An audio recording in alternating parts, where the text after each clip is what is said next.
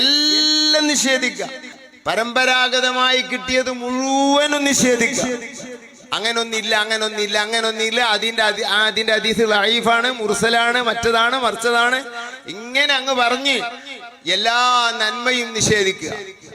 ഇല്ല, ഇസ്ലാമിൽ കുറെ വിഷയങ്ങൾക്ക് കുറെ രേഖയുടെ രൂപങ്ങൾ അയിമ്മത്ത് ഉസൂലിൽ പറഞ്ഞിട്ടുണ്ട്. മെഹറാജിന്റെ നോമ്പ അത് ഇവർ അംഗീകരിക്കൂല. എന്തേ?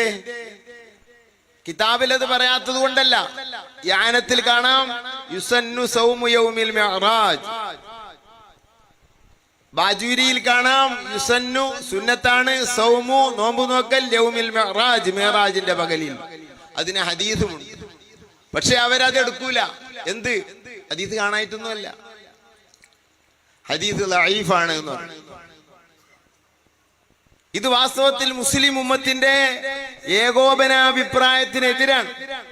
ഇമാം നവവി പറഞ്ഞത് കാണാം, ഖദ് അജ്മഅൽ ഉലമാ, പണ്ഡിതന്മാർ തർക്കമില്ലാത്ത കാര്യമാണ്, അലാ അന്നഹു യജൂസുൽ അമലു ബിൽ ഹദീസിൽ ളിആഫി ഫിൽ ഫളായിൽ.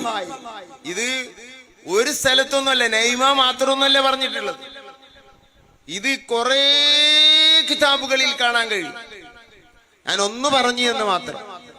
ലഈഫായ ഹദീസ് കൊണ്ട് ഫളായിലുൽ അമാലിൽ പറയാമെന്നത് ചെയ്യാമെന്നതിൽ തർക്കമില്ല. പണ്ഡിത ലോകത്ത് തർക്കമില്ല. നോക്കി നിങ്ങൾ, ഇജ്മാ എന്ന് പറഞ്ഞാൽ പണ്ഡിത തർക്കമില്ലാത്ത മസ്അല എന്നാണ്.